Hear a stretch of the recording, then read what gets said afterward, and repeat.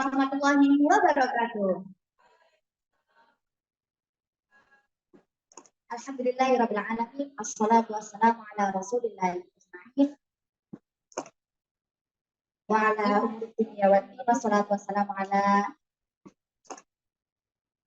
asyrofil anbiya'i wal mursalin sayyidina wa maulana Muhammadin nabiyil ummi wa ala alihi wa sahbihi ajma'in. Amma ba'd. Pertama-tama marilah kita panjatkan puja dan puji syukur kita atas kehadirat Allah Subhanahu wa taala karena berkat rahmat dan kasih sayangnya sehingga kita bisa berkumpul di Masjid Nur Syifa dalam acara kasih ini dengan tema Syawal, bulan peningkatan amal dengan keadaan sehat walafiat. Salawat serta salam selalu kita panjatkan kepada junjungan Nabi besar kita Nabiullah Muhammad SAW yang telah membawa kita dari zaman kegelapan menuju zaman yang terang-terang yakni dinul Islam.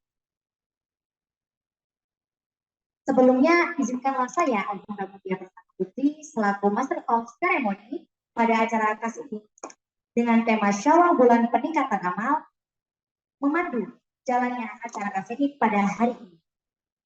Pertama-tama saya akan membacakan susunan acara, yakni yang pertama pembukaan, lalu dilanjutkan oleh pembacaan tilawah, lalu pembacaan CV pemateri, dilanjutkan dengan penyampaian materi, sesi tanya jawab, dokumentasi, dan agenda penutup.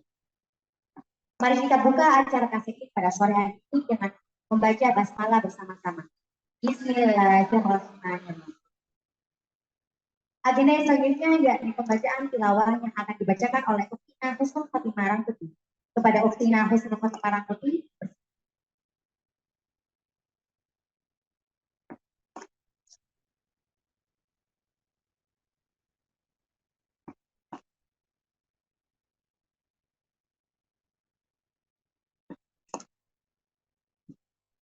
Assalamualaikum warahmatullahi wabarakatuh.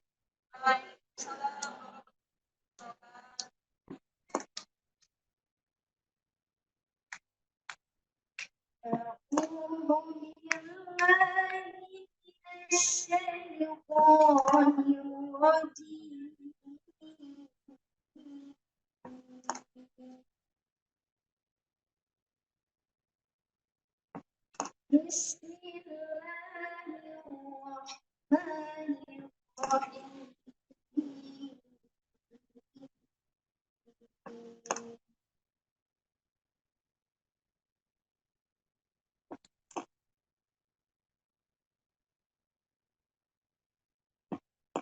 Ya ayyuhalladzina amanu idza qila lakum tafassahu fil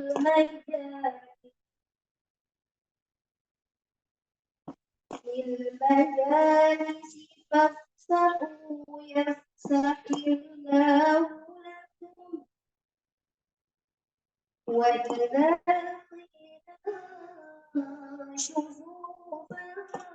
شوفوا يرفع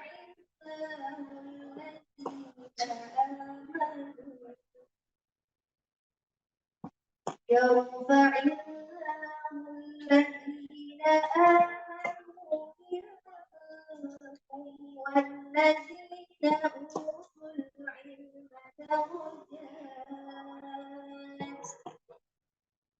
والله بما تعملون خبير.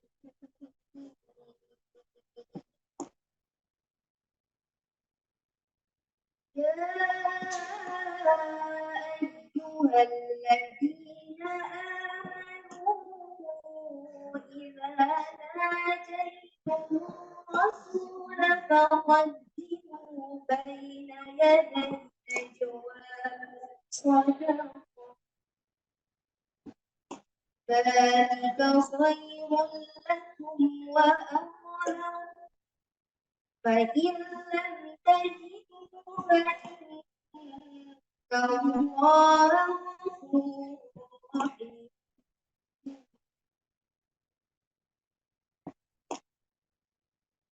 أأشفقتم أن تقدموا بين يدي نجواكم صدقات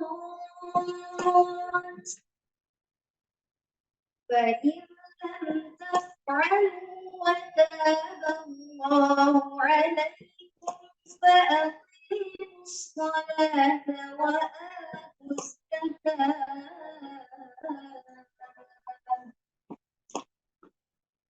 فأقيموا الصلاة وآتوا الزكاة وأطيعوا الله ورسوله والله خبير بما تعملون. صدق الله العظيم. والسلام عليكم ورحمة الله وبركاته.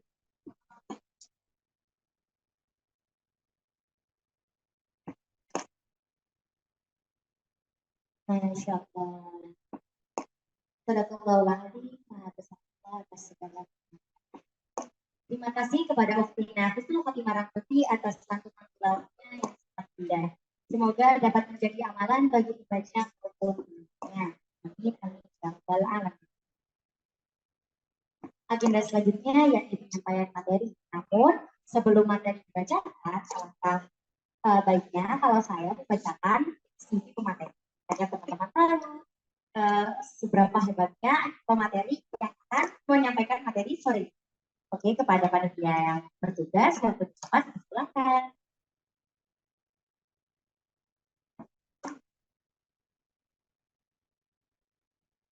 Oke, jadi Ustazah yang hari ini berkenan untuk mengisi acara Kasepin, beliau bernama Indah Solihah.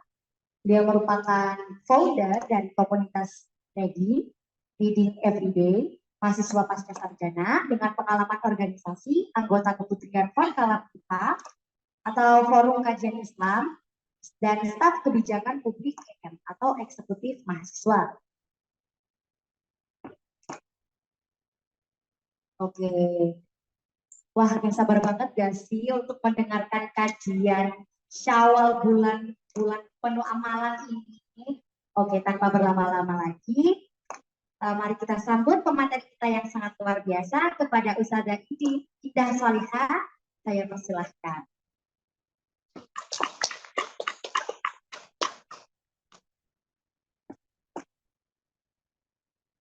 Cek.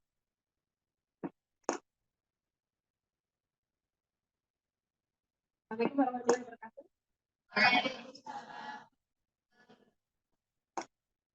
Apa kabarnya adik-adik? Sore hari ini?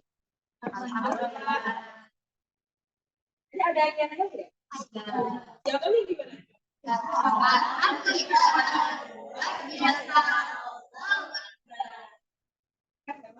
Masih semangat. Kapan hari lagi kita lihat berita? Adik-adik baca nggak? Mahasiswa kedokteran, calon-calon dokter, katanya di sana ada jurusan yang kedokteran, dokter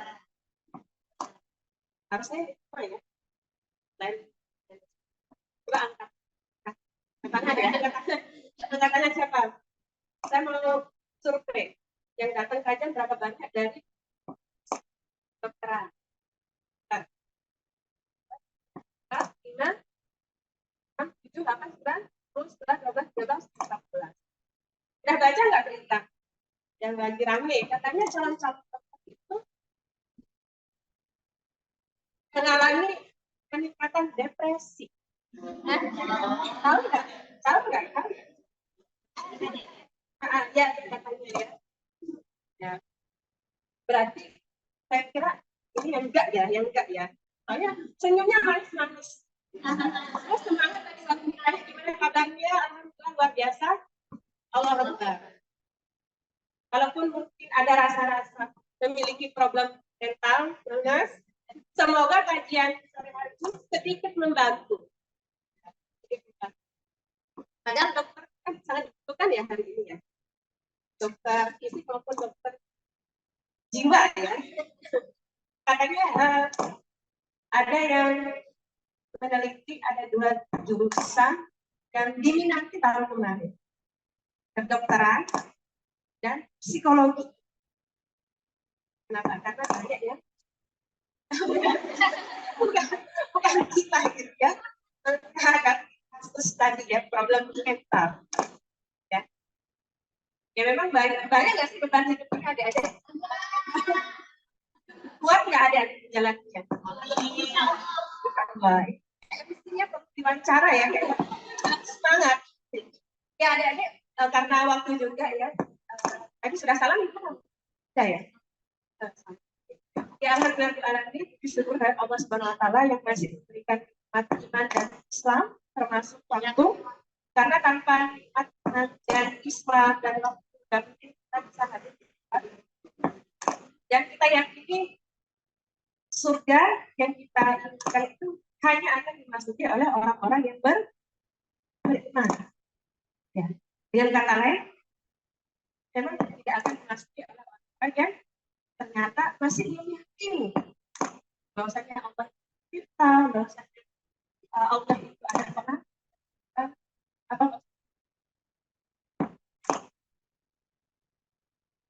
apa lagi depresi.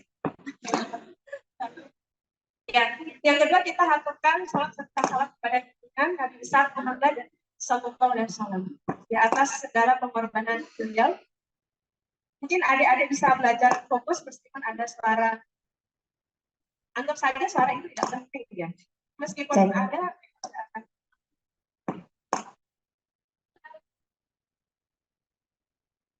nggak kaitan? Nggak. Ya. Ya, kita haturkan salat serta salam kepada baginda Rasulullah SAW. Ya, adik-adik, Rasulullah itu memiliki peran yang sangat berarti dalam kehidupan kita. Kenapa? Karena kesabaran dan pengorbanan beliau dalam dakwah itu yang menjadikan Islam itu bisa tegak dan bisa tersebar ke bumi Nusantara. Seandainya Rasulullah dulu tidak sabar, tidak berkorban dalam dakwah, Islam akan tetap seperti awal turun berpuasa ada terjadi. Kita tidak bisa berpuasa untuk taat pada hukum Allah SWT meskipun memang hari itu belum ada banyak hal yang harus kita. Makanya bentuk cinta kita pada Rasulullah tidak cukup menurut saya dengan bersolat saja, tetapi dengan apa mengikuti ya dakwah beliau. Dakwah itu ada kalau ngomong dakwah itu langsung ya berat gitu ya. Sebenarnya dakwah itu bukan hanya tugas ustadz atau ustazah atau nyai atau kiai gitu ya. Hakikatnya seorang muslim itu dai adik-adik, penyeru. Ketika melihat ada yang nggak benar dan dia tahu salah ya, dia harus berusaha untuk menyampaikan. Ada sebuah hadis yang mengatakan, barang siapa yang melihat kemungkaran di depan mata, maka rubahlah dengan tangan ditarik kekuasaan. Teman LKI, kekuasaan adalah terpisah ya. Maka rubahlah dengan kekuasaan itu. Kalau tidak punya kekuasaan, maka dengan lisan. Adik-adik di sini semua punya lisan. Ya. Di luar sana banyak juga yang kita tidak bisa ngomong, ya kan? Jadi manfaatkan suara kita itu untuk menyampaikan kebaikan-kebaikan yang Allah SWT. Kalau tidak bisa dengan lisan, artinya mungkin dia takut, ya, atau khawatir, Rasulullah mengatakan selemah-lemahnya itu adalah diam. Maksudnya apa? Menggerutu di dalam hati, dia tahu itu salah, tapi dia nggak berani, dia cuma membencinya di dalam hati. Itu selemah-lemahnya. Jadi kita semua hakikatnya ada dai ya. Sampai pada walaupun satu ayat. Jadi saya hakikatnya tidak sama kayak ada gitu. Bukan yang berarti gitu ya.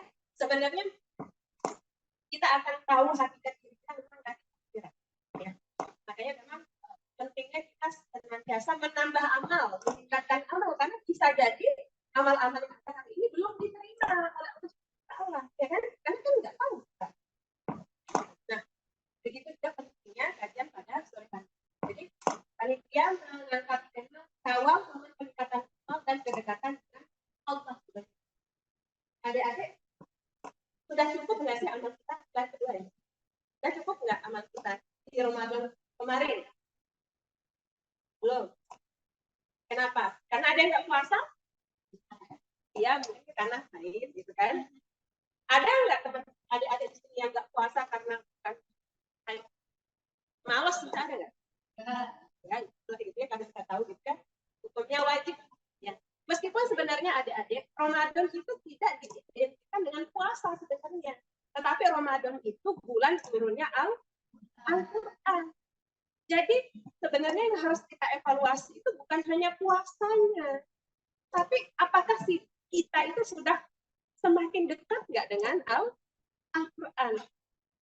Sudah semakin dekat itu kita bisa lihat dari semakin membaca Al-Quran, semakin punya keinginan untuk menghafal Al-Quran, termasuk juga mengamalkan. Karena Rasulullah pernah berdoa, ya, menyampaikan kepada Allah untuk menghindarkan, ya, beliau dari orang-orang yang melalaikan Al-Quran. Melalaikan Al-Quran itu bukan artinya tidak pernah membaca Al-Quran saja, adik-adik. Al-Mahjurah mungkin nanti adik-adik bisa membaca dalam ayat, atau sering mungkin mendengarkan penjelasannya, tetapi bisa jadi dia membaca, bisa jadi dia menghafalkan Al-Quran, tetapi dia tidak mengamalkan isi Al-Quran. Mungkin kita puasa, tetapi apakah kewajiban-kewajiban yang lainnya sudah kita jalankan, yang diserukan oleh Al-Quran? Bisa jadi adik-adik kita tergolong mahjurah itu, yang melalaikan Al-Quran. Kita baca memang Al-Quran, bahkan mungkin kita hafizah, tetapi kita tidak mau untuk mengamalkan Al-Quran, hanya mengamalkan sebagian mungkin. Jadi sebenarnya adik-adik kalau kita mau muhasabah, amal kita itu belum cukup, ya enggak? Kalau adik-adik menjawab amal sudah cukup, kita bubarkan aja kajian. Ya kan enggak penting berarti kan, karena sudah cukup. Udah cukup apa belum amalnya? Belum, benar? Ya. Allah juga mengingatkan kita adik-adik dalam Quran Al-Fatihah ayat 14, hai orang-orang yang beriman. Ya. Bertakwalah kepada Allah dan hendaklah setiap diri memperhatikan apa yang telah diperbuatnya hari esok, hari akhirat. Dan bertakwalah kepada Allah, sesungguhnya Allah mengetahui apa yang kamu kerjakan. Adik-adik yakin nggak sih kalau kita itu akan kembali ke esok itu akhirat? Yakin tidak?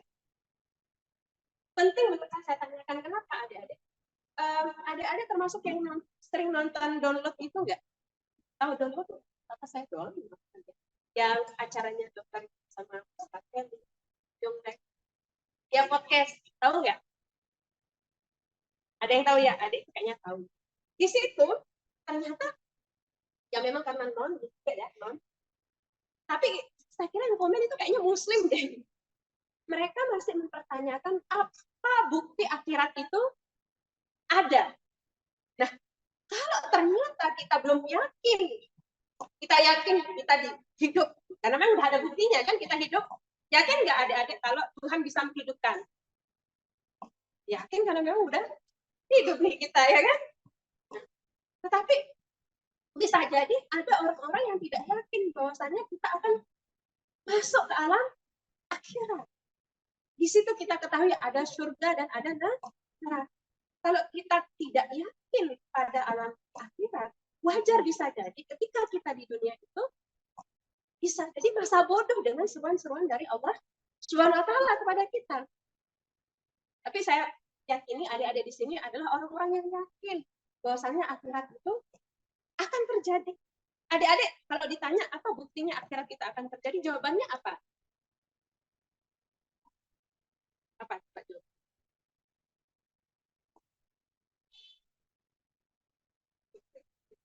Jawabannya sebenarnya adik-adik mungkin suatu ketika kita perlu membedah ya tentang akidah ya.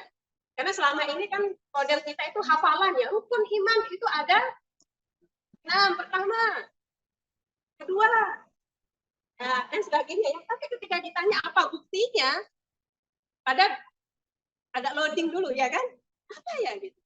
Nah, makanya memang dalam pengajaran Islam sebenarnya kita itu harus mikir, akidah itu harus dipikirkan dan dibuktikan secara logis. Tapi di sini kita mungkin suatu ketika nanti kita membahas, adik-adik jawabannya dari mana kita tahu akhirat itu ada? kita sudah membuktikan Al-Quran itu memang wahyu dari Allah Subhanahu wa Ta'ala. Ya, saya pernah ya dulu mengkaji satu kitab yang membedah gitu, dan saya bersyukur clear akhirnya memang ya ada banyak ya penjelasan di situ, terbukti Al-Quran itu memang datang dari wahyu Allah. Kenapa? Karena hadis Nabi Muhammad dan Al-Quran itu bahasanya juga berbeda. Rasulullah itu juga diuji oleh orang-orang Arab, ternyata berbeda, dan kaidah-kaidah bahasa Arab itu juga banyak diambil dari Al-Quran. Itu salah satu alasannya. Kalau memang kita yakini Al-Quran itu adik-adik dari Allah, maka perkara gaib maupun tidak gaib itu juga harus kita yakini. Gaib itu artinya sesuatu yang tidak bisa kita lihat, karena manusiawi ya adik-adik, kita tidak bisa melihat sesuatu yang tidak bisa kita lihat. Alam akhirat belum kita lihat, ya kan? Tapi bukan berarti tidak ada, penting ya, karena ayat ini saya kira akan lebih menancap lagi kalau kita memahami memang akhirat itu ada. Dan apa yang ada dalam akhirat itu ada surga dan neraka. Kalau surga, saya kira sudah banyak sekali penjelasan tentang keindahan surga. Ada yang mau masuk surga atau tidak? Benar, mau atau harus masuk surga? Karena mau, pengen itu berbeda dengan pokoknya saya harus masuk surga. Itu berbeda dorongannya untuk beramal, adik-adik. Kalau adik pengen sih, nah, biasanya kalau pengen itu enggak sungguh-sungguh ya menjalankan, pengen deh makan itu, tapi makan yang lain aja gitu. Nah, jadi tanamkan dalam diri adik-adik harus kita itu masuk surga, karena kita juga berawal dari surga, adik-adik. Ya kan? Nabi Adam dan Bunda Hawa itu penghuni surga. Tapi masalahnya adik-adik juga, kalau kita nggak masuk surga, kita akan dimasukkan ke dalam nerakanya Allah Subhanahu wa Ta'ala. Serendah-rendahnya siksaan neraka itu adik-adik, menaruh bara api di kaki, ada juga dalam redaksi lain, menaruh memakai sendal terompah dari api, dan yang mendidih itu adalah otak. Itu serendah-rendahnya siksaan neraka. Nah, kita benar-benar harus hendaklah sendiri memperhatikan apa yang telah diperbuat dan bertakwalah kepada Allah. Takwa. Apa sih artinya takwa itu, adik-adik?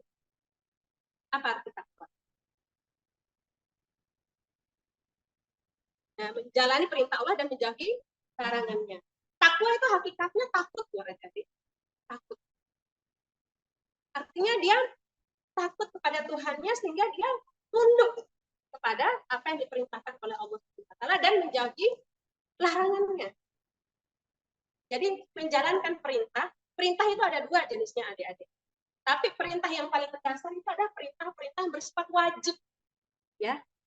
Wajib itu ketika kita jalankan dapat pahala, ketika kita tinggalkan berdosa. Ada perintah satu lagi yang sifatnya sunnah. Sunnah itu ketika kita jalankan dapat pahala, tapi ketika kita tinggalkan kita gak rugi, ya kan? Tapi rugi juga sih kalau ngomongin diskon ya. Diskon ya, ibarat diskon itu kan. Ya. Larangan yang bersifat tegas dan tidak boleh kita lakukan itu adalah keharaman. Kalau kita melakukan kita dapat dosa, kalau kita meninggalkan malah kita mendapatkan pahala. Jadi ini dulu yang harus adik-adik pahami, bertakwa. Artinya menjalankan perintah Allah dan menjauhi larangan. Nah, ini yang harus kita renungkan, apakah kita sudah sungguh-sungguh bertakwa kepada Allah? Karena hakikatnya Ramadan itu ya adalah tadi bulan di mana kaum muslim itu dibentuk untuk dekat dengan Al-Quran, menjadi hamba-hamba yang takwa kepada Allah Subhanahu wa Ta'ala. Jangan sampai kita itu euforia Syawal, ya, merayakan, tapi sebenarnya kita itu belum keluar dalam kondisi bertakwa. Ini harus menjadi satu. Sudahkah sebenarnya saya itu? Kalau belum, ya kita harus beristighfar dan kemudian segera memperbaiki, menambah amal-amal kita. Memang Ramadan sudah berlalu, ya, tetapi ada lagi bulan berikutnya yang Allah juga banyak memberikan kemuliaan atau banyak hal-hal kesunahan juga yang bisa kita lakukan, tetapi jangan lupa kewajiban itu. Next. Bulan Syawal, bulan kemenangan dan ketakwaan dan peningkatan amal. Kenapa dikatakan bulan kemenangan? Karena Syawal itu lambang peperangan, ya, menentang musuh dalam tujuan besar, yaitu hawa nafsu. Di Ramadan itu yang dilarang itu kan tidak hanya ya kan? Apa aja yang dilarang? Minum, benar ya. Tidak hanya makan itu, apalagi kerujak. Makan. Dilarang juga, meskipun ini nanti ranahnya, misal yang belum nikah, kan tidak boleh melakukan hal yang memang tidak diperbolehkan. Itulah benar. Adik-adik paham ya? Termasuk juga apa namanya? Ada hal-hal yang memang akan membatalkan, ada hal-hal yang mengurangi ya pahala puasa, seperti misal bergibah, ya kan? Tetap dapat tadi puasanya sah, tetapi mengurangi ya dengan berbagai memang perbedaan-perbedaan ya pandangan ulama itu. Kalau kita ngomongin ibadah itu memang ada ranah-ranah yang zoni berbeda, dugaan itu berbeda. Jadi bulan kemenangan kami kita berhasil menentang melawan hawa nafsu. Adik-adik sudah merasa menang nggak? Berarti masih terjebak dengan hawa nafsu waktu di Ramadan. Seperti itu. Nggak perlu bongkar aja. Waktu sholat kan begitu ya. Jadi bukti kita menang itu adik-adik kita mampu menghandle hawa nafsu kita. Hawa nafsu yang menghantarkan kepada hal yang dilarang oleh Allah Subhanahu wa taala. Mungkin puasa kemarin tapi nyambi tadi mungkin gibah gitu kan. Puasa tapi nyambi mungkin nonton hal-hal yang bertentangan. Ya, atau puasa tapi ya kemaksiatan yang lainnya. Saya kira ada banyak ya. Ramadan Syawal ya, juga bulan peningkatan atau penambahan amal. Kenapa? Karena Syawal itu sebenarnya secara arti ya dari bahasa artinya naik atau meningkat. Jadi meningkat Allah karena amal melewati bulan ujian dan ibadah selama Ramadan sehingga meningkatkan kualitas dia. Jadi yang pertama meningkatkan kualitas si orang tersebut. Dan yang terakhir juga Syawal itu merupakan bulan pembuktian nilai-nilai takwa seorang hamba. Jadi kalau kita benar-benar takwa di Ramadan itu adik-adik, harusnya berarti amal-amal ketakwaan itu akan kita lanjutkan. Jadi untuk membuktikan bahwasanya Ramadan kita itu benar-benar berkah, apakah tadi kita masih semangat enggak untuk menjalankan perintah-perintah Allah atau tidak? Kalau +1 Ramadan langsung ini ya, berarti Ramadan memang harus dievaluasi. Tidak masalah menurut saya, jadi kita tidak boleh putus asa dari rahmat. Kesalahan itu kalaupun benar belum bertakwa gitu kan, tidak masalah dalam artian kita ambil hikmahnya, ya. Kita ambil hikmahnya, kita evaluasi mana sih kewajiban-kewajiban yang belum sebenarnya saya jalankan, mana sih larangan-larangan yang masih saya lakukan.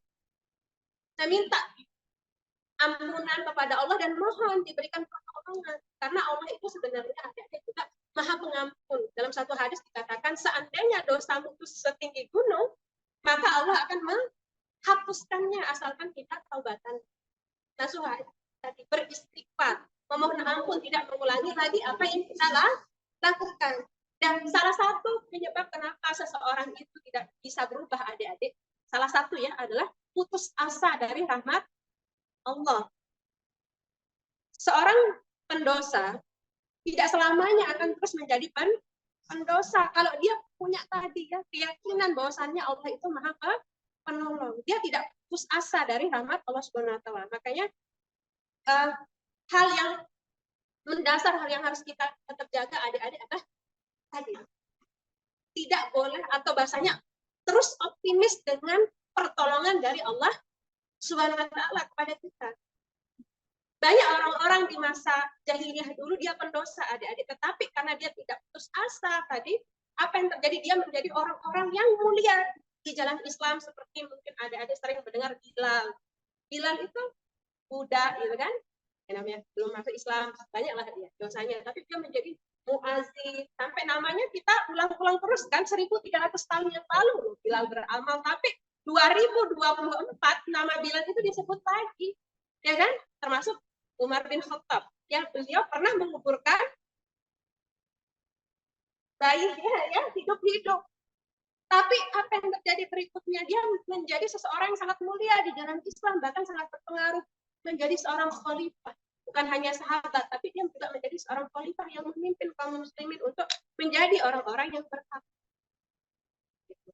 Ya, jadi bulan Syawal ini pembuktian memang adik-adik. Pembuktian. Kalaupun ternyata membuktikan kita itu belum takwa, nggak apa-apa tadi ya. Kita harus tetap tadi memohon ampun, memperbaiki amal.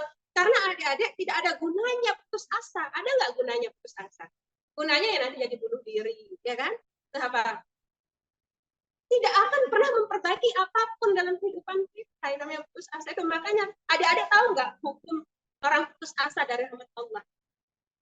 Hukumnya apa dalam Islam? Haram hukumnya. Kenapa? Karena kalau kita putus asa dari rahmat Allah itu seperti meragukan Allah yang dia itu Tuhan maha segalanya, termasuk dalamnya maha penolong dari hambanya. Gak boleh putus asa itu adik-adik. Jadi jangan sampai membenarkan putus asa karena ada istilah-istilah sekarang ya. Banyak ya istilah-istilah yang kadang menurut saya itu kok kayak jadi kewajaran ya. Bahaya kalau kita itu kadang kan FOMO juga ya pakai istilah-istilah itu kan. Nah, jangan sampai ternyata di dalam Islam itu nggak boleh, tapi kita ya ini FOMO ikut-ikutan menggunakan sampai kemudian menjadi satu bentuk kepribadian dalam diri kita. Ya adalah satu istilah yang saya melihat itu artinya kok jadi putus asa dari rahmat. Kalau saya itu orangnya soalnya jujur gitu kan dan sebagainya. Nggak boleh seorang muslim. Nggak boleh. Kan harus jadi kalau jawabannya ternyata kita berhasil menundukkan hawa nafsu, alhamdulillah kan gitu ya. Tapi tadi jawabannya udah jelas, belum ya kan? Ya, masalah kita memohon terus kepada Allah, termasuk kajian hari ini sebagai bagian ikhtiar untuk kita bertobat, memperbaiki apa yang belum kita perbaiki, kesalahan-kesalahan di bulan sebelumnya. Ya. Kita berlomba menambah kebaikan karena gambarannya kan Ramadan kita benar-benar takwa, Syawal saatnya menambah, ya kan? Tetapi tadi ya,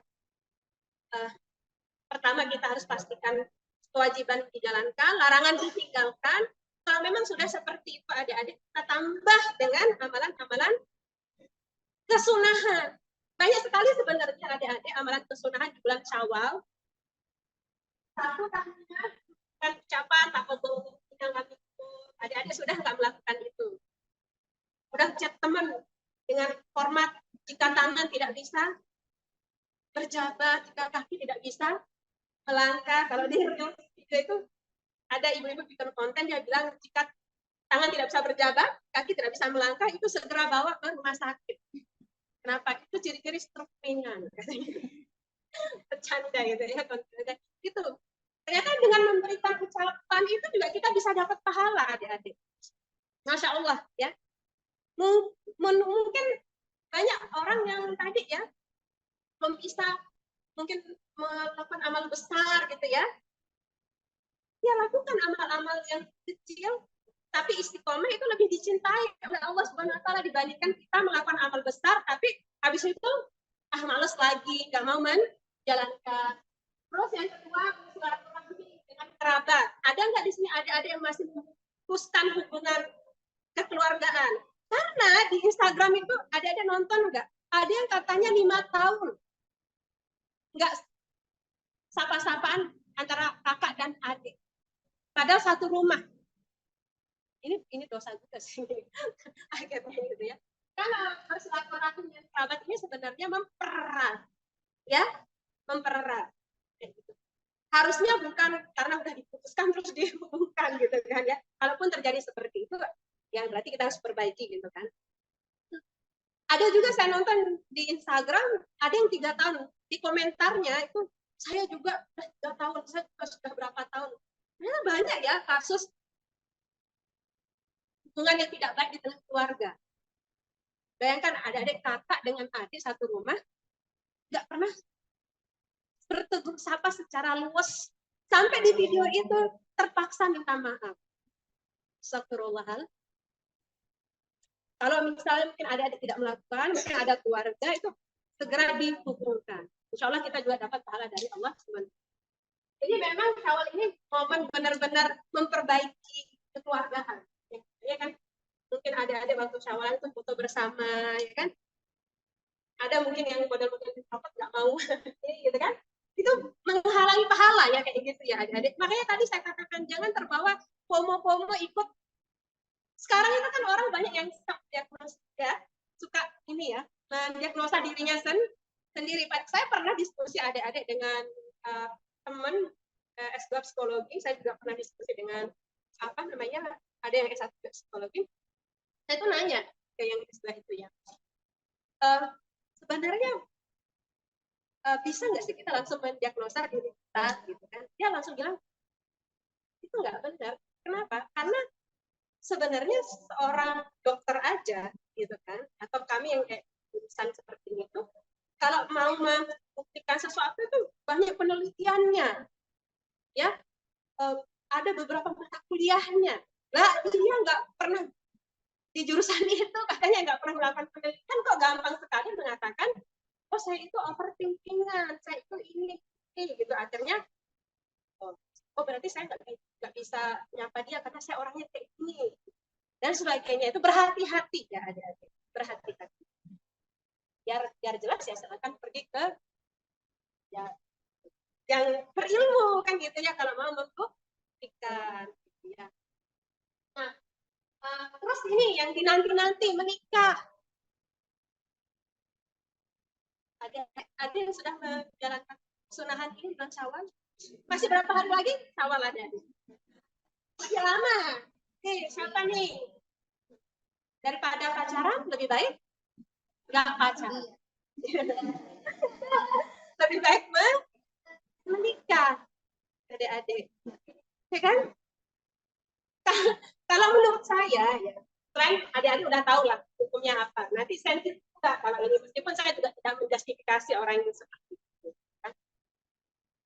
Jadi adik-adik, katanya kan orang pacaran nggak ngapa-ngapain, ya kan? Kalau nggak ngapa-ngapain nggak usah pacaran, gitu loh, ngapain? Tugas kuliah udah banyak, ya kan? SPP mahal, kok nambah-nambah beban gitu. Ya. Banyak saya lihat kasus-kasus ya juga depresi karena bunga dan sebagainya kan. Dan sebenarnya tujuan perkenalan itu kalau dalam Islam itu ta'aruf itu memang untuk menikah ya adik-adik, bukan untuk apa uji coba gitu ya. Coba sampai ada itu di IG saya menonton itu dia bilang pembuktian rasa cinta itu katanya gitu, kalau misalnya pacaran itu harus mau diapa-apain sampai itu ya. Ini berbahaya adik-adik. Memang dalam hadis itu juga ada adik berdua-duaan itu nggak boleh. Yang ketiga adalah setan. Jadi jangan kesetanan. Kalau berdua itu kesetanan itu. Ya jadi lebih baik menikah aja. Nggak punya dana, kalau di dalam Islam itu menikah itu sederhana. Yang penting hijab dan qabul dan ada mahar sebisanya kan gitu. Daripada terus menambah dosa, saya harus sampaikan ya adik-adik, meskipun pahit hukum pacaran kan udah pada tahu. Adik-adik ada yang nggak tahu hukum pacaran? Kalau enggak, nanti briefing sama saya jelasin dalil-dalilnya. Kalau taqrabu zina, kita itu zina itu haram. Ada yang mendekati zina, nggak boleh. Seperti itu. Nah, tapi kita ingin fokus sebenarnya ke puasa 6 hari pada bulan Syawal. Ada di sini yang sudah puasa 6 hari bulan Syawal? Belum. Mari kita lihat next. Jadi puasa 6 hari bulan Syawal, slide berikutnya.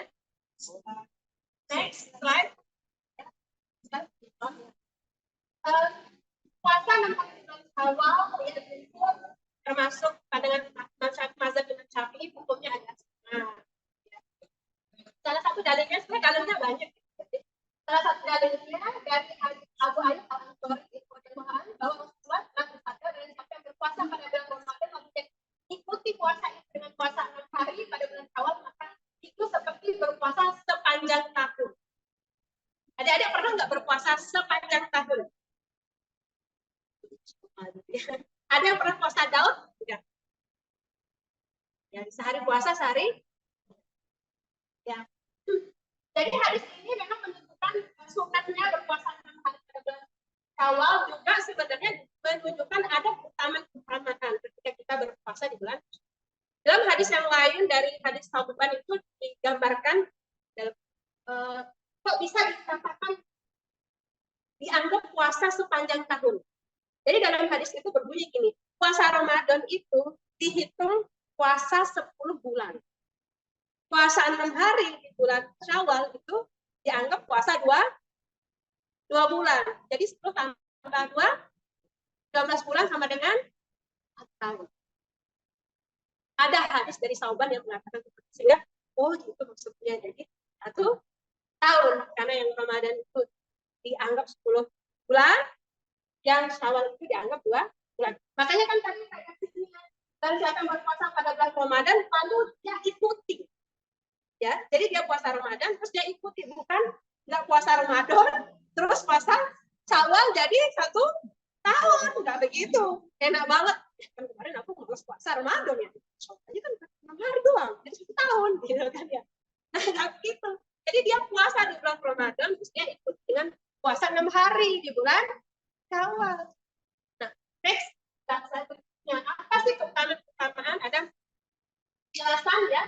Terutama 1 tadi ya, seorang yang berpuasa pada bulan Ramadan lalu ikut dengan puasa Syawal tadi, maka dia seperti berpuasa 1 tahun, itu 1 utamanya. Ya, jadi keutamaan puasa Syawal itu seperti berpuasa 1 tahun. Yang kedua, kedudukan puasa Syawal itu adalah penyempurnaan dari puasa Ramadan, sebagaimana bahwa Qabliyah maupun Ba'diyah, dia adalah penyempurna. Banyak ya dari dalil-dalil yang menjelaskan kedudukan sholat ya sunnah ya sebelum sholat wajib, itu adalah penyempurna ya. Jadi artinya ketika kita menjalankannya, adik-adik kategorikan sempurna. Kalaupun ada kekurangan tadi, ketika kita menjalankannya ditambah dengan tadi ya, kalau dalam konteks sholat tadi qobliyah dan ba'diyahnya. Dalam konteks puasa Ramadan itu adalah puasa Syawal. Yang ketiga, nah, puasa Syawal itu melambangkan sebagai tanda ya bahwasanya kita mencintai ketaatan kepada Allah Subhanahu Wa Taala. Ramadan itu kan kita sudah berpuasa karena kita taat kepada Allah Subhanahu Wa Taala. Kan ketika kita melanjutkan dengan puasa Syawal lagi, berarti menunjukkan kalau kita itu benar-benar cinta kepada ketaatan ya atas apa yang diperintahkan oleh Allah Subhanahu Wa Taala. Jadi bentuk cinta ya, rasa syukur dia tunjukkan dengan melanjutkan lagi amalnya tadi. Kalau misalnya orang pacaran, bentuk cintanya kayak gimana? Pembuktian juga enggak? Ya enggak? Pembuktiannya katanya apa? Biasanya orang pacaran pembuktiannya apa? Apa? Bunga bank atau bunga atau ya dalam gombalan-gombalannya belalah dadaku gitu kan? Gunungku daki, lautanku seberangi nggak pakai kapal ya harusnya. Ya. Meskipun jaraknya jauh dia menempuhnya gitu kan? Begitu juga kecintaan kita kepada Allah itu butuh pembuktian adik-adik. Makanya kan dalam banyak ayat itu adik-adik, apakah kalian mengira kalian akan masuk surga padahal kalian belum diuji?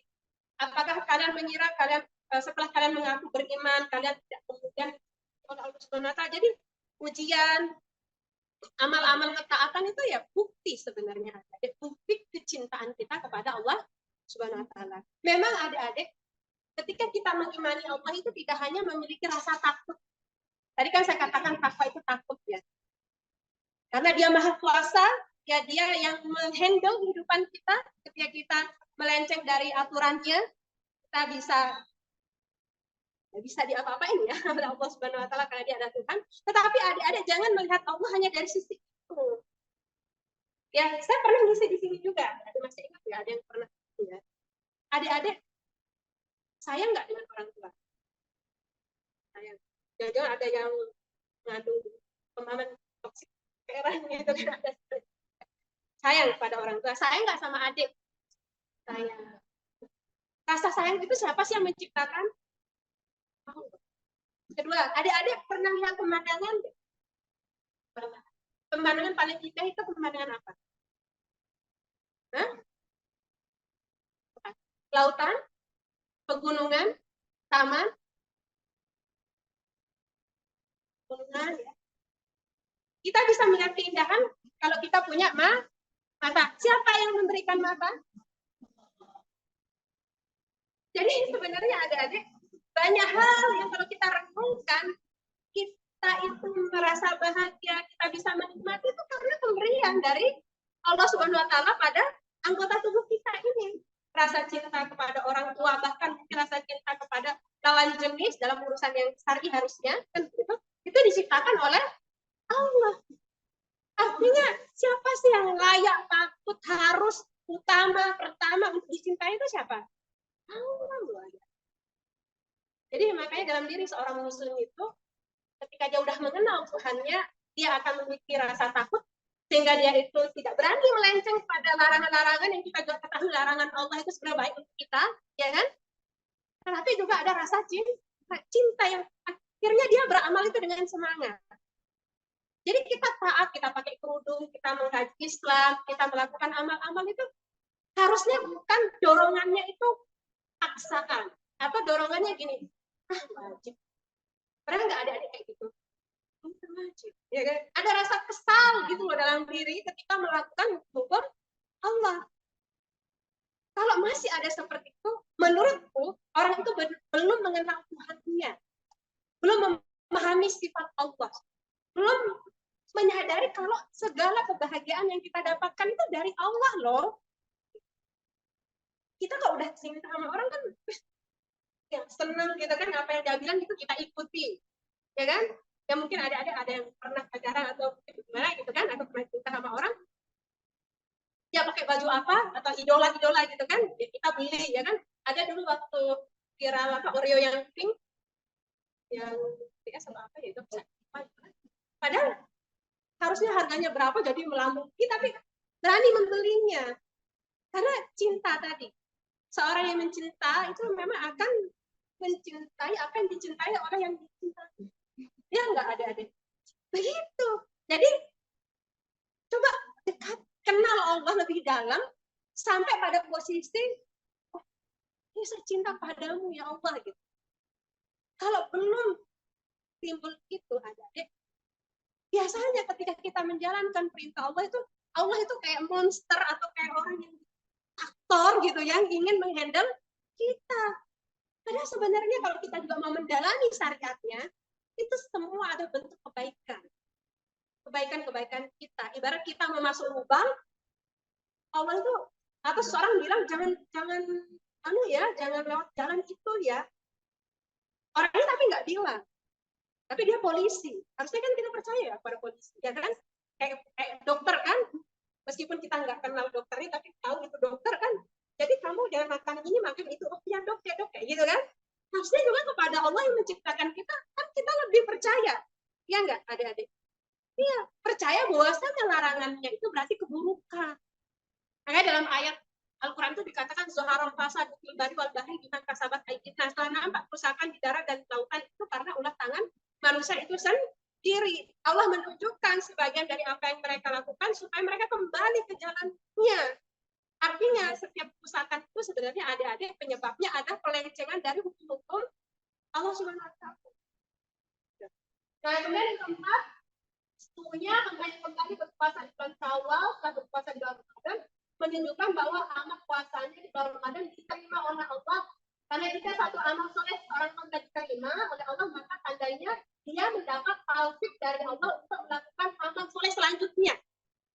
Jadi kalau benar-benar amal kita itu diterima oleh Allah SWT, amal di Ramadan, Allah itu memberikan taufik untuk kita melanjutkan amal-amal soleh berikutnya, termasuk tadi puasa 6 hari bulan. Artinya kalau nggak puasa adik-adik, jangan-jangan tidak diterima yang sebelumnya. Hari lagi, ya kan? Pasnya banyak padamu, ya kan? Badan kemana? Rumah sakit mungkin yang lagi koas dan sebagainya kan. Jadi, tapi bukan menduga-duga ini saya diterima atau enggak gitu ya. Jangan diduga-duga, tetapi semoga amal saya diterima, bismillah saya puasa Syawal. Gitu. Itu kan lebih menenangkan, berarti oh diterima insya Allah gitu kan ya. Begitu. Jadi yang kebaikan itu adik-adik memang harus kita setting. Sebagaimana Allah mengatakan, innallaha la yughayyiru ma biqaumin hatta yughayyiru ma bi anfusihim.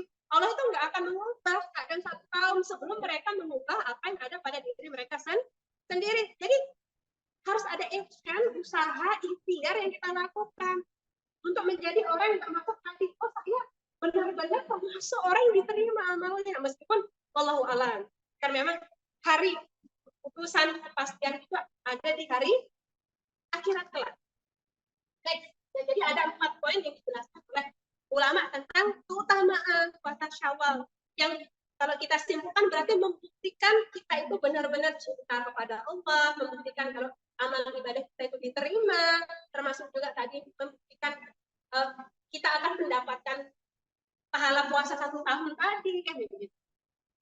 Seperti itu. Nah, adik-adik ada sebuah hadis yang dikeluarkan oleh Abu Bakar dalam Al-Kabir di dalam hadis itu seperti yang tercantum, sesungguhnya Allah SWT berfirman, barang siapa menghidupkan wali atau kasihku, dia telah berperangan menghibur. Ya. Tapi saya tidak fokus dengan itu. Wahai anak Adam, engkau tidak akan mendapatkan apa saja yang ada padaku kecuali dengan melaksanakan perkara yang telah aku fardukan kepadamu. Jadi Allah itu tidak akan memberikan apa yang ada pada dirinya dan artian berarti doanya harusnya gitu kan ya, kemudahan dan sebagainya kalau kita tidak menjalankan kefarduan. Fardu artinya wajib. Itu satu yang harus adik-adik pahami. Jadi level pertama adik-adik fokus kepada kewajiban. Jangan sampai adik-adik nyari kesunahan apa aja gitu. Padahal masih ada kewajiban-kewajiban yang adik-adik belum jalankan atau keharuman yang belum ditinggalkan bersamaan kan. Kemudian di sini dikatakan dalam hadis itu, hambaku yang terus-menerus mendekatkan diri kepada dengan melaksanakan ibadah sunnah, artinya dia menambah dengan amalan sunnah, dia menjalankan kewajiban, dia menambah dengan sunnah, maka pasti aku akan mencintainya. Adik-adik mau nggak dicintai Allah? Ya. Allah itu punya apa sih? Sehingga layak dicintai? Segalanya. Kalau sekarang kan cita-cita orang-orang apa? Pengen jadi sultan, ya kan? Kalau mau jadi sultan ya dekati Allah, karena dia yang memberikan emas, harta dan sebagainya ini. Ya. Ada juga soalnya orang yang kaya tapi nggak berkah. Kalau alam benar apa enggak yang sampai 21. gitu kan? Nikah di mana-mana kata netizen, oh ternyata, gitu kan ya. Kita juga nggak tahu semua hasil itu atau tidak, gitu. Makanya kita doakan lah itu. Memang beliau sih. Jadi Allah akan mencintai kita adik-adik kalau kita menjalankan kefarduan disertai dengan terus-menerus menambah dengan amalan sunnah. Gimana gambaran orang kalau dicintai Allah adik-adik, tahu nggak gambarannya kayak gimana? Ada jawabannya dalam hadis ini. Jawabannya, maka jika aku telah mencintainya, aku akan menjadi hatinya yang dia berpikir dengannya. Bayangkan kalau Allah menjadi hati kita, itu kita berpikir. Jadi berkah kan? Kebaikan. Keberkahan. Aku akan menjadi lisan yang dia berbicara dengannya. Ya, dan aku akan menjadi matanya yang dia melihat dengannya. Dia berdoa kepadaku. Apa yang terjadi? Maka pasti aku akan mengabulkannya. Jika dia meminta kepadaku, maka pasti aku akan memberikan. Jika dia meminta pertolongan kepadaku, maka pasti aku akan menolongnya pada apa yang baik agar memberikan hasil. Jadi kalau kita menjalankan kewajiban, menambah dengan amalan sunnah, adik-adik, jadi sunnah itu tidak bisa disepelekan juga. Rugi mungkin bahasa tepatnya ya. Kenapa? Karena kalau udah kayak gitu adik-adik tadi, kita butuh pertolongan nggak sih adik-adik hari ini? Kadang mungkin sedang ngerjain juga selesai gitu kan ya. Selalu nyebut nama Allah, untung Allah itu Tuhan ya. Berapa juta miliar orang menyebut jatuh ya Allah, ya kan? Dapat ujian apa ya Allah gitu kan? Di-tag terus Allah gitu ya. Masalahnya kalau kita manggil Allah tapi kita nggak ditolong, ya kan? Apa itu namanya? Berharap, masih istilahnya sekarang itu. Berharap sendiri itu apa? Berharap sendiri. Ya, tapi tapi nggak ditolong.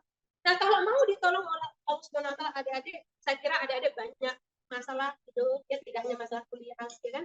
Mungkin masalah di keluarga, mungkin masalah di rumah dan sebagainya. Ya. Kita itu adik-adik tidak akan pernah bisa kuat sebenarnya menjalani kehidupan ini tanpa adanya pertolongan Allah Subhanahu wa taala. Karena hidup ini bukan hitungan matematika. Pernah nggak sih adik-adik melakukan sesuatu udah pas banget, tapi hasilnya itu nggak sesuai gitu. Di situ tangan Allah bekerja. Bisa jadi ada yang dihitungin kepada Allah. Kan? Bisa jadi mungkin kita mendapatkan, tapi kok nggak jadi bahagia. Nah, bisa jadi ada ketidakridhaan Allah. Jadi rumusnya kalau mau dicintai oleh Allah, kalau mau terus ditolong oleh Allah, kalau mau hidupnya berkah, adalah jalankan kefarduan ditambah dengan amalan sunnah. Tambah, berpuasalah. Mumpung belum datang. Nah, nanti ada pembahasan mungkin ini kodok dulu atau ini gitu kan. Memang ada perbedaan pandangan di tengah para ulama, tapi jumhur ulama itu Hanafi, Maliki dan Syafi'i mengatakan tadi ya kodok. Tapi ada penekanan boleh nggak syawal dulu? Boleh. Hanya mazhab Imam Syafi'i dan Maliki membolehkan dengan pemakruhan. Karena yang lebih afdal itu adalah mengkodok puasa wajib. Kalau Imam Hanafi itu membolehkan tanpa ada tadi yang penekanan. Tapi ada juga Hambali yang mengharamkan. Tapi jumhur tadi membolehkan. Dan itu tadi syawal dulu baru kodok. Jadi yang rojih dan yang saya ambil adalah afdolnya memang kodok dulu baru. Tapi bukan berarti haram ya adik-adik ya. Ini karena sebenarnya gini, dari dalilnya itu adik-adik kenapa kok dibolehkan? Ada salah satu hadis dari Aisyah yang mengatakan saya itu pada intinya hadis itu ada saya itu bisa membayar tadi puasa itu sampai pada bulan Sya'ban. Nah, ini menjadi satu dalil termasuk penjelasan bahwasanya kalau kewajiban itu bersifat longgar dalam artian masih ada jangka waktu yang diberikan, ya itu boleh ya dilakukan yang tadi ya kesunahan yang dia lebih pendek jangka waktunya. Tapi kematian itu juga ada yang tahu gitu kan, makanya tadi afdolnya itu kodok dulu gitu ya, baru makanya tadi butuh manajemen waktu ya adik-adik kan, udah tahu masalahnya kalau perempuan itu kan ada masa itunya ya kan, berarti harus jeli melihat supaya kita dapat keberkahan ya. Next ya. Nah, apa tips agar konsisten dalam beramal? Tadi 15 menit ya. Agar konsisten adik-adik, pertama kalau menurut saya itu senantiasa menjalankan tujuan hidup di dunia. Apa sih sebenarnya tujuan hidup? Nah, amal soleh itu adik-adik tidak akan terasa, tidak akan dicintai kalau kita itu nggak paham maksudnya. Misal adik-adik disuruh pergi ke luar pulau, ke Sumatera, nggak dijelasin mau ngapain dan sebagainya, pasti bosan-bosan sendiri ya kan? Apa sih tujuannya? Apa gini gitu kan? Ngapain sebenarnya? Mau lagi biaya dan sebagainya gitu kan? Ada merasa capek nggak sih di dunia? Saja. Ya gitu, caranya gitu ya dalam konten-konten yang mental itu tadi. Jadi gimana caranya kita menikmati ibadah ini bahagia dalam ketaatan? Kita paham. Adik-adik, hidup kita ini sementara. Masa penciptaan, durasi penciptaan itu tidak terhingga sebelumnya. Masa akhirat ini juga tidak sehingga nanti kita sudah meninggal. Masa dunia ini terbatas, kurang lebih umurnya umat Nabi Muhammad itu dalam hadis dikatakan hampir mirip dengan umurnya Nabi Muhammad, kurang lebih 60-63 tahun. Adik-adik tinggal berapa usia? Kurangnya tapi ada juga yang nggak sampai umur 40, 25 juga ada yang umur 25, 18. Banyak ya. ceritanya orang-orang meninggal nggak sakit, meninggal itu memang karena ajal.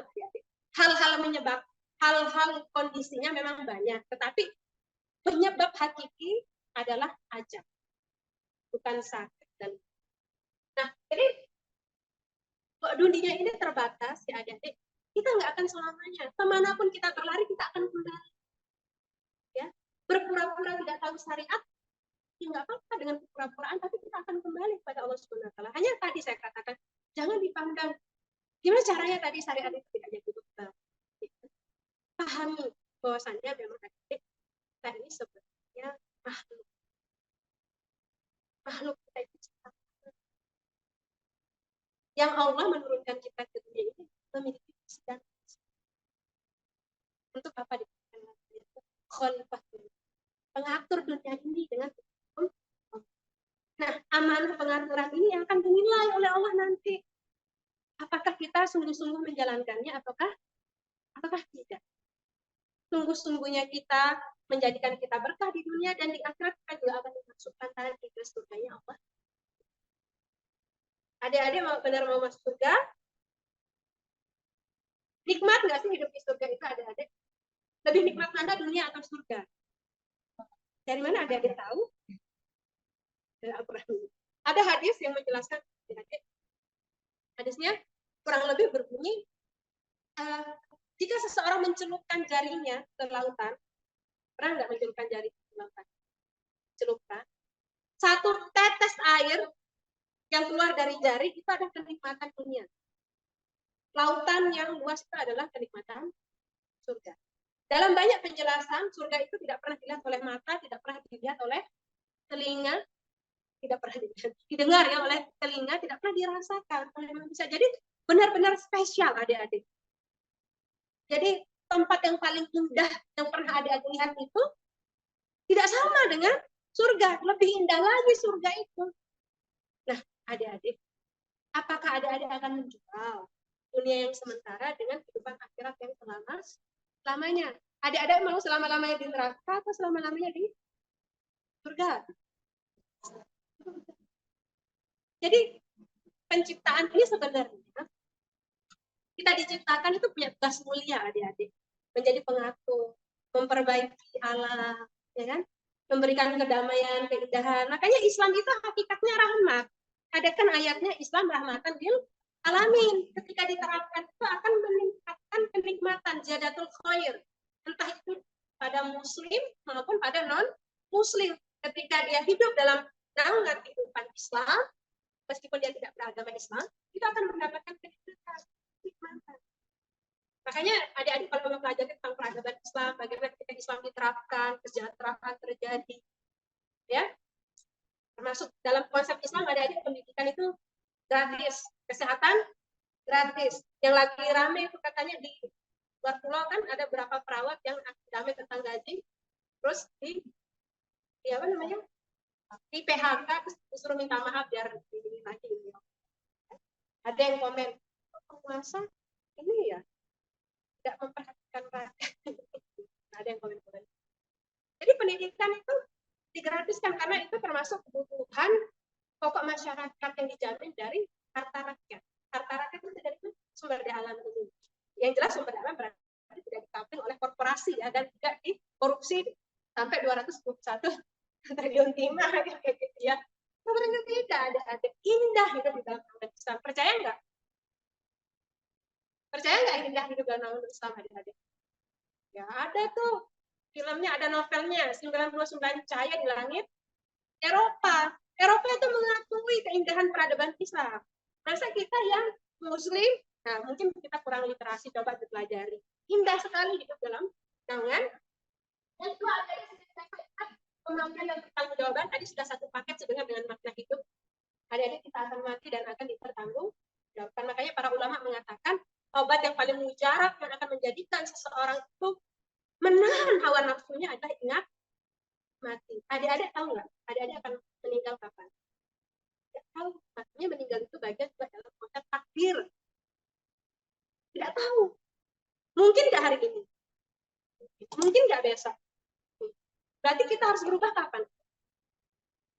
Hari ini apa besok? hari ini, karena bisa jadi kita itu meninggal hari ini. Nah, makanya juga tidak merasa puas dengan amal. Ini saya kutipkan penjelasan Imam Tuqayyim, puas dengan ketaatan yang telah dilakukan adalah antara tanda kegelapan hati dan ketololan.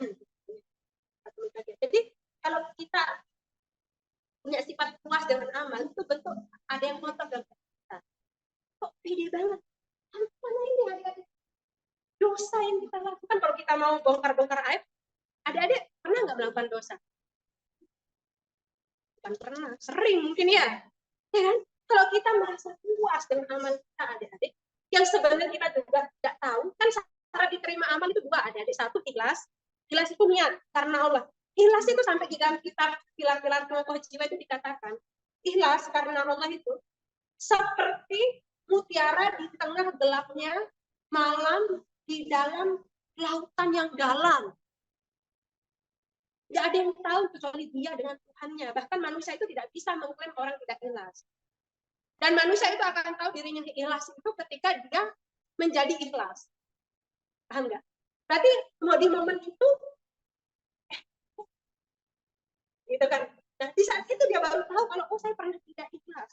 Saking rumitnya untuk mengetahui namanya ikhlas. Yang kedua, supaya syariat. Dengan ilmu kita yang bisa jadi terbatas ini, bisa jadi ada amal-amal yang sebenarnya kita anggap sesuai Islam tadi, tapi tidak sesuai dengan Islam. Nggak usah gitu lah.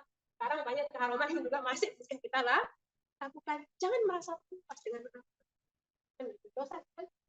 Terus kita ada secara konkret yang harus kita lakukan memang seperti adik-adik kalau mau lulus dalam waktu berapa tahun harus punya target, ya kan? Harus punya target amal apa yang harus dilakukan. Kalau saya secara pribadi itu di dinding-dinding saya itu banyak. Saya bikin list apa aja gede banget gitu ya. Karena saya mengetahui diri saya sering lupa. Sudah punya target sering lupa. Itu saya tempel di dinding itu ada beberapa amal yang setiap hari itu akan saya lakukan dan saya checklist.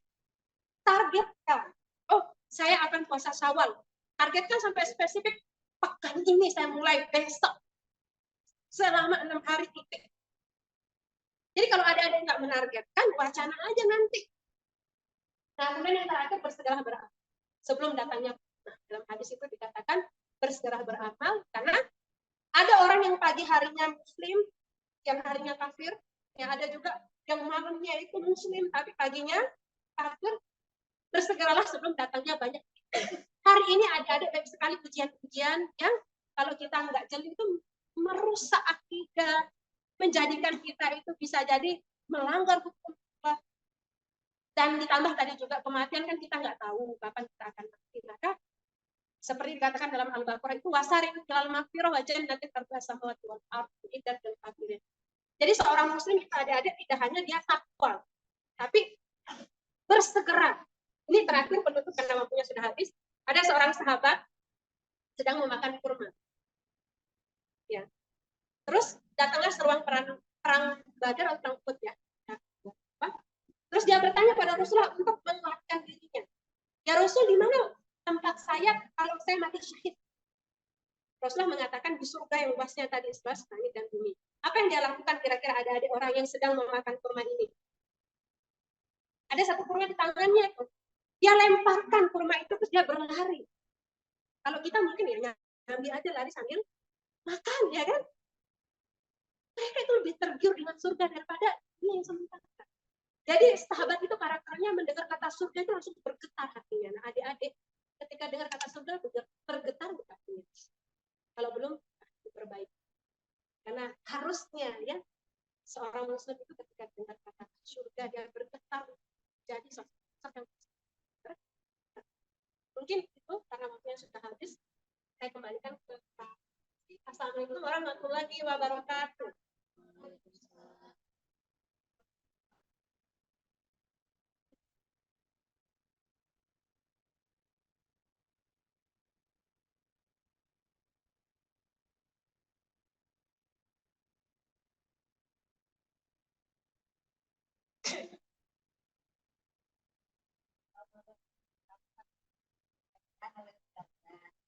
Mudah-mudahan ilmu yang dari tadi disampaikan bisa bermanfaat untuk teman-teman sekalian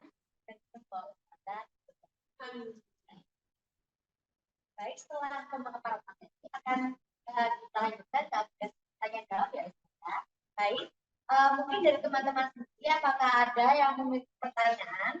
Kita angkat tangan. Oh iya, maaf sebelumnya saya akan membacakan mekanisme tanya jawabnya ya, Pak. Jadi peserta forum yang ingin mengajukan pertanyaan dapat langsung mengangkat tangannya.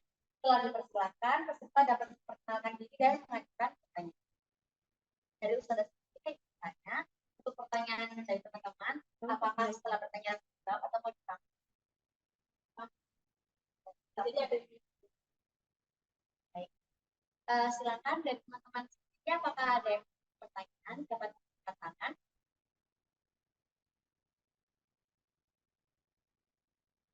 Silakan.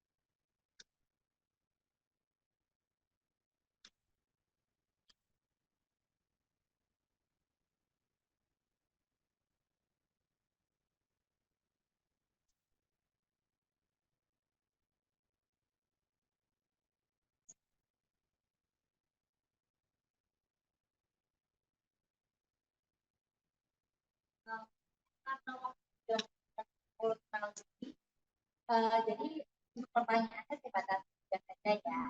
Jadi kadang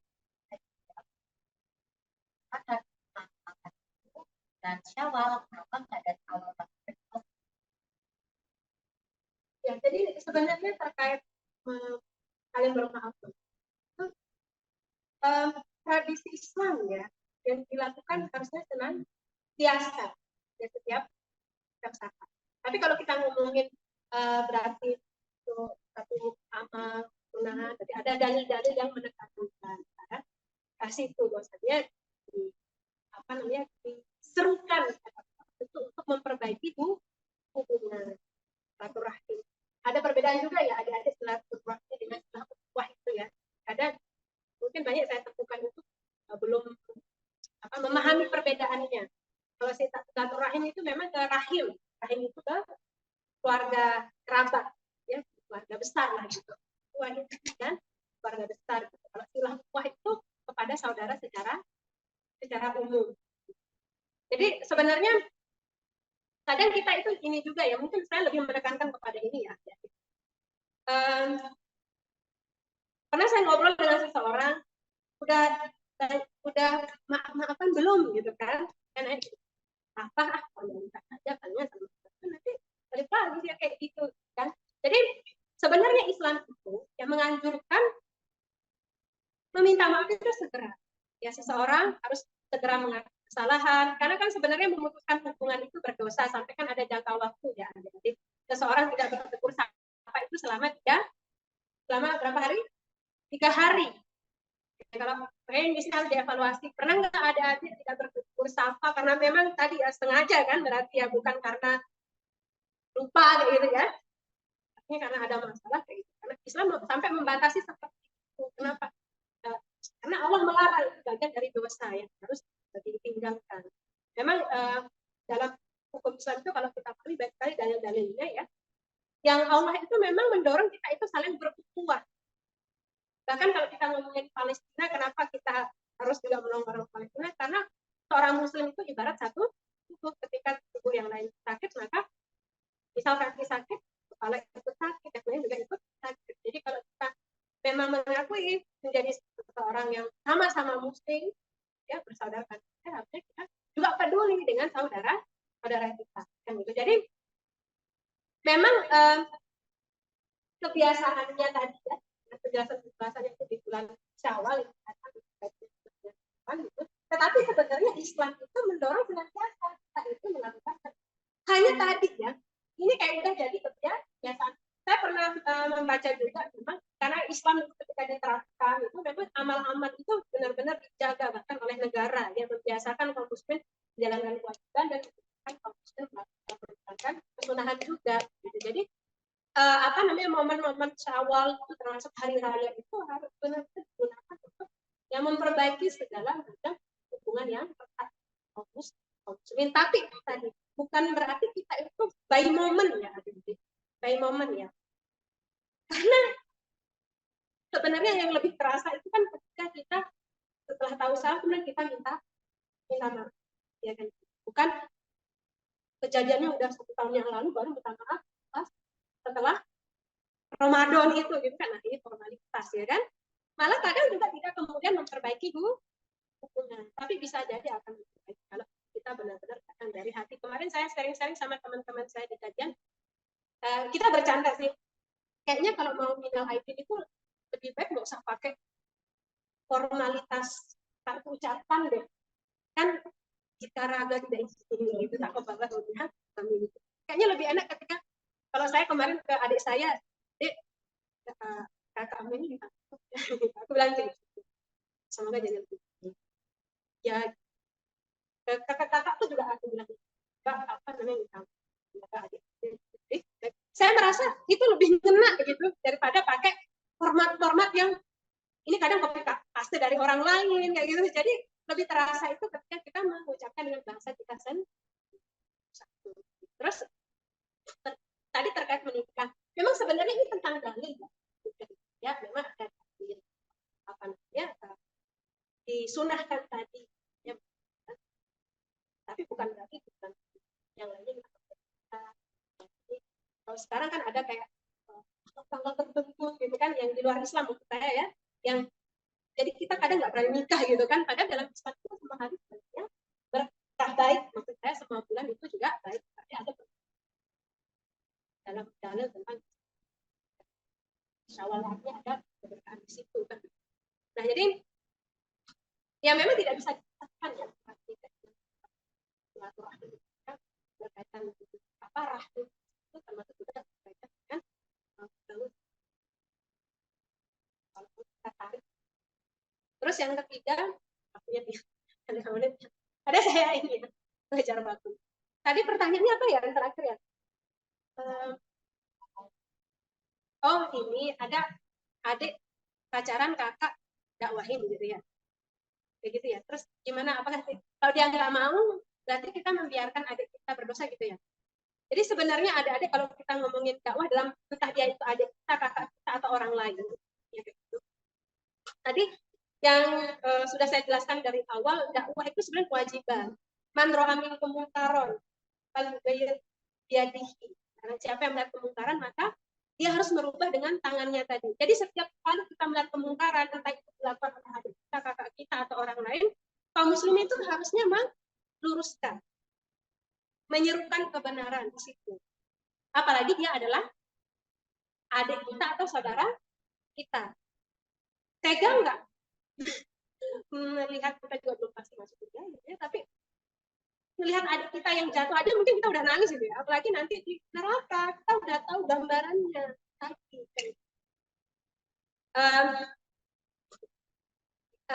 Artinya pertama kita punya kewajiban memang untuk melakukan dakwah kepada siapapun. Yang kedua, batasan dakwah itu sebenarnya seperti apa sih? Batasannya seperti apa? Jadi yang diperintahkan oleh Allah Subhanahu wa taala kepada kita itu memang dari sisi dakwahnya, menyerunya, bukan hasilnya. Yang menentukan hasil itu adalah Allah Subhanahu wa taala.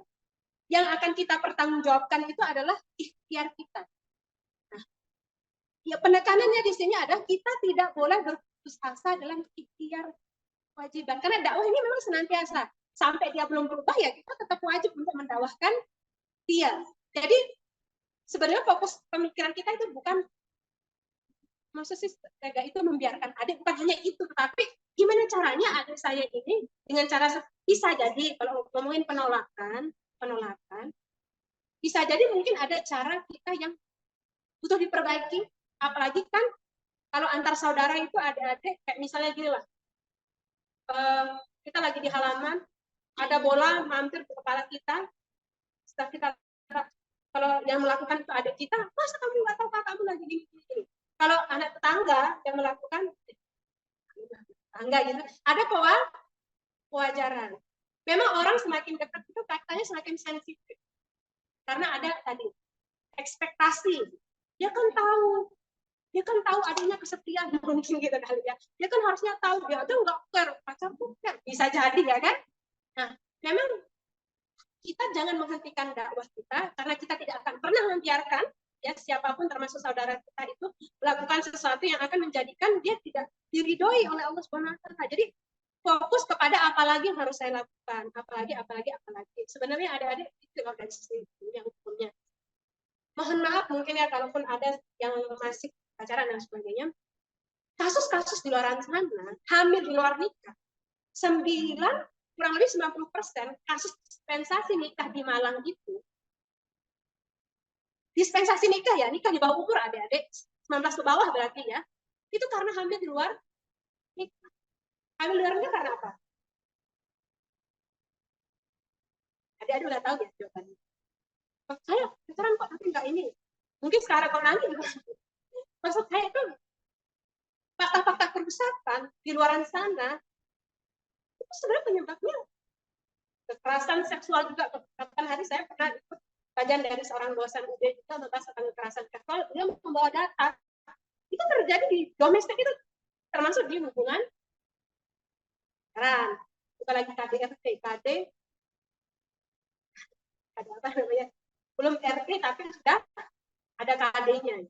Sudah ada kekerasan padahal belum berumah tangga gitu. Ini terakhir menurut saya sangat penting. Adik-adik, saya tuh belum menikah, tapi saya sudah sering berdiskusi dengan orang yang sudah nikah dan sebagainya. Seseorang yang menikah tanpa paham bis dan mis itu biasanya, tapi tidak semua ya. Bahkan tadi orang menikah terpaksa karena hamil di luar nikah. Tapi kan dia menikah karena terpaksa, ya kan? Dia nggak paham tanggung jawab menjadi ayah, nggak paham tanggung jawab jadi ibu. Ujung-ujungnya nanti anaknya ditinggal cerai. Terus muncul hari ini takut nikah, ya kan? Padahal itu syariat, ya kan? Karena berawal dari sesuatu yang tidak benar itu harus ditaubati memang. Muncullah sekarang tidak pengen punya anak, ya kan? Tidak ingin menikah, ya kan? Tidak pengen kenal orang, akhirnya dia lesbian dan sebagainya, karena hal-hal yang sebenarnya bertentangan dengan syariat. Jadi kembali lagi ya, kita tidak boleh berhenti dalam dakwah karena sebenarnya juga ada antar orang itu juga beda-beda loadingnya, ya kan? Ada butuh waktu lah. Kita tidak bisa memaksakan hasil. Kita hanya bisa berikhtiar dan berdoa kepada Allah Subhanahu wa taala atas apa yang kita lakukan. Sampai kan memang banyak dalam hadis ayat-ayat itu kita tidak bisa menguasai hatinya orang. Bahkan Rasulullah berharap hatinya pamannya gitu kan masuk dalam Islam, tapi ada juga kan dari keluarga dia masuk ke dalam Islam. Ya, memang kita itu akan dipertanggungjawabkan di ranah yang kita kuasai, yaitu usahanya. Hasil itu ranah yang tidak kita kuasai. Tapi tadi ya fokuslah kepada caranya apalagi, gimana lagi. Kan kita juga beda umur ya, beda masa. Anak adik itu beda caranya dengan yang lebih tua, gitu. Gen Z dengan milenial juga kan beda gitu kan. Jadi butuh belajar mungkin caranya seperti apa. Itu sebagai bentuk cintanya kakak tadi kepada adik. Kalau dia sudah habis ya maaf kalau ada yang